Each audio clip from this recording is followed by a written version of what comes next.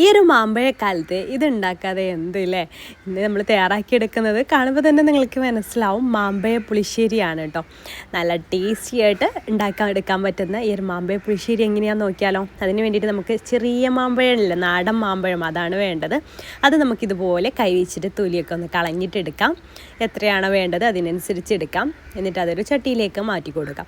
ഞാനിവിടെ ഏകദേശം ഒരു 20 എണ്ണമാണ് കേട്ടോ എടുത്തിട്ടുള്ളത്. അപ്പോൾ അതിലേക്കുള്ള അളവാണ് കാണിക്കുന്നത്.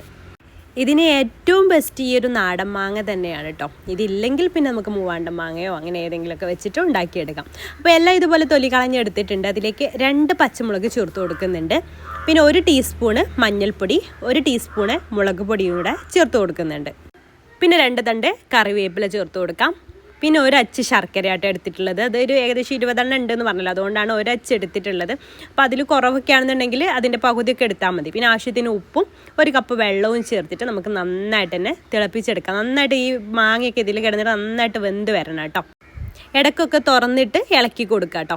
അപ്പോൾ വെള്ളമൊക്കെ ഒന്ന് വറ്റി വരണം. അങ്ങനെ നന്നായിട്ട് മാങ്ങയൊക്കെ നന്നായിട്ട് സോഫ്റ്റായി അതൊക്കെ നന്നായിട്ട് അതിൻ്റെ ആ ഒരു ചാറൊക്കെ അതിൽ ഇറങ്ങി വന്ന് നല്ലൊരു കുറുകിയ രീതിയിലായി കിട്ടണം.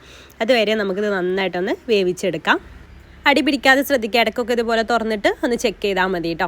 ഇനി നമുക്കിതിലേക്ക് ഒരു 1/4 കപ്പ് തേങ്ങയും 1 ടീസ്പൂണ് ചെറിയ ജീരകവും 1/4 ടീസ്പൂൺ മഞ്ഞൾപ്പൊടിയും ചേർത്തിട്ട് കുറച്ച് വെള്ളം ചേർത്തിട്ട് നല്ല ഫൈനായിട്ട് ഇതുപോലെ പേസ്റ്റ് രൂപത്തിലൊന്ന് അരച്ചെടുക്കാം.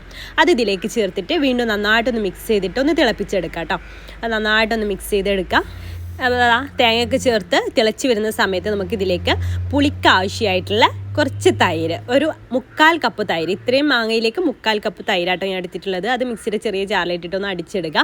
അതും കൂടെ ഇതിലേക്ക് ചേർത്ത് കൊടുക്കുക. ഇത് ചേർത്ത ശേഷം നമുക്ക് തിളപ്പിച്ചെടുക്കരുത്. ജസ്റ്റ് ഒന്ന് ചൂടായാൽ നമുക്ക് ഫ്ലെയിം അങ്ങ് ഓഫ് ചെയ്യാം. ഇത് പിന്നെ മൺചട്ടി കൂടെ ആകുമ്പോൾ ഒന്നുകൂടെ തിളച്ച് വരും കേട്ടോ. അതുകൊണ്ട് തന്നെ പെട്ടെന്ന് തന്നെ ഓഫ് ചെയ്യണം. അത് തൈര് ചേർത്ത ശേഷം തിളപ്പിച്ചെടുക്കരുത്. അതും കൂടെ ചേർത്തിട്ട് നന്നായിട്ടൊന്ന് മിക്സ് ചെയ്തെടുക്കാം. ഇനി നമുക്കിതിലേക്ക് താളിച്ചൊഴിച്ച് കൊടുക്കാം.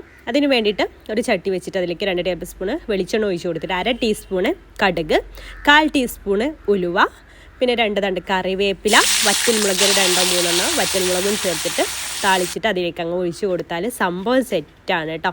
അടിപൊളി ടേസ്റ്റാണ്. അപ്പോൾ നാടൻ മാങ്ങ കയ്യിൽ കിട്ടുന്ന സമയത്ത് എന്തായാലും നിങ്ങളിതൊന്ന് ട്രൈ ചെയ്ത് നോക്കണം കേട്ടോ.